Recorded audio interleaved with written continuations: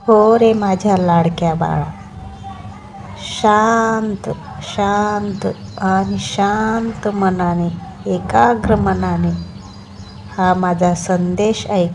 तुझ्या मनातले किंतु परंतु सर्व नष्ट होतील. मी तुझ्या हृदयात आहे, तर भीतोस कशाला? मी सदैव तुझ्या पाठीशी आहे. बाळा, तुझं मन निर्मळ, पवित्र आणि दिलखुलास आहे, म्हणून तुझा सर्व फायदा घेतात आणि त्या फायद्याचा वेगवेगळ्या प्रकारे तुझा वापर केला जातो. अरे, तरीही डगमगू नकोस, कारण भगवंत तुझ्यासोबत आहे. ब्रह्मांड नायकाचा हात तुझ्यासोबत आहे आणि माझी साथ तुझ्यासोबत आहे. तर तू डगमगू नकोस आणि कोणाला घाबरू नकोस. तू सत्य आणि सत्य मार्गाने चालत राहा. बाळा, तुला सुद्धा बोलता येतं आणि बोलणं हे प्रत्येकाला जमतंच, कारण बोलण्याशिवाय कोणाला वाईट वाटतं आणि ऐकणाऱ्याला खूप असं वाईट वाटून घेण्याचं भाग्यसुद्धा प्राप्त होतं. तर बोलण्याकडे कोणाच्या लक्ष देऊ नकोस. बाळा, कोणाचा पैसा बोलतो, कोणाचं मन बोलतं, तर तुझं मन बोलत असतं. पैसा हा तर कोणीही कमवतो. कोणाचं पद बोलतो, कोणाचा खूप स्वभाव रागट असतो, तो सुद्धा बोलतो. कारण रागातून स्वभाव बोलण्याचा जो दिसतो ना, तो प्रत्येकाचा स्वभाव असतो असं नसतंच. कारण की रागट स्वभाव बोलणारा खूप रागीट असला तरी तो मनाने प्रेमळ असतो, निर्मळ असतो. बाळा, जेव्हा ठेच लागून आपण पडतो ना, तेव्हाच आपली चालण्याची सुरुवात होते. तेव्हा तू निराश होऊ नको. ठेच लागले असेल, त्या पायाला दोरा गुंडाळ आणि एक कापड बांध आणि पुढे चालत राहा.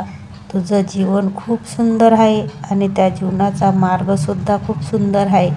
बाळा, आयुष्यात अडचणी कितीही असू दे, डोळ्यात कितीही पाणी येऊ देत, पण अंतःकरणात मी आहे तोपर्यंत तुझं कधीच वाईट होणार नाही आणि तुझं वाईट कधी कोणी करू शकत नाही, हा माझा विश्वास आहे. आणि तू सुद्धा माझ्यावर विश्वास ठेवला आहेस ना, तर तो विश्वास तसाच ठेव आणि तो विश्वासाला कधी डगमगू देऊ नकोस.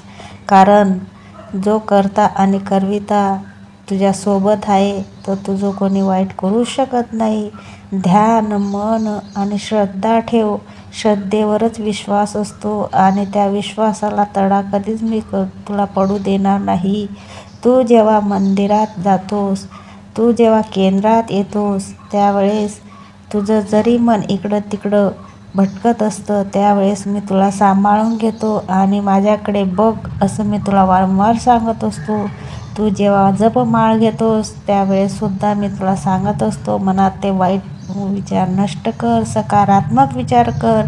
तू सकारात्मक विचार करशील तर जसं जसं तुझे विचार सकारात्मक होतील, तसं तसं तुझं जीवनसुद्धा सकारात्मक होईल आणि तुझ्या आयुष्यात ती वाटचाल अगदी आनंदी आणि सुखदायी होईल. सुखयोग येईल तुझ्या जीवनात. आयुष्यात तुझ्या ज्या अडचणी आहेत, त्या अडचणी नष्ट करण्याचा प्रयत्नात मी माझं सर्व देवत्व तुला देत आहे आणि तुझं बालपणातील जे विचार असतात ते सुद्धा मी नष्ट करत आहे. कारण की आपण कोणाचंच ध्यान करत राहिलो तर ते बालविचारच होतात. म्हणून त्या बालविचारात राहायचं नाही. तुला आता संगोपन करून तुझ्या लेकरांचं माझ्या चरणांजवळ येऊन तुला तुझं स्थान मिळवून घ्यायचं आहे. म्हणून चिंता सोड आणि आपल्या घरातल्या व्यक्तींचा, आई वडिलांचा, मुलाबाळांचा विचार कर.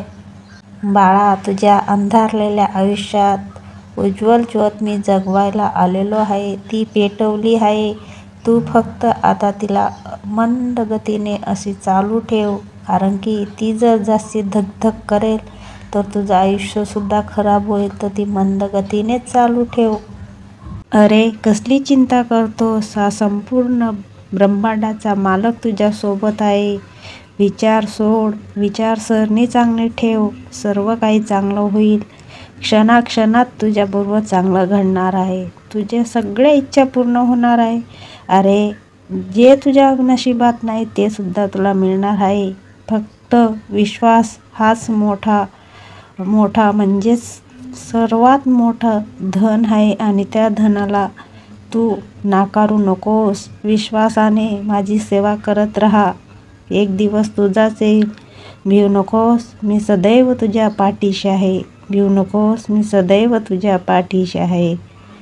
भिवू नकोस, मी सदैव तुझ्या पाठीशी आहे.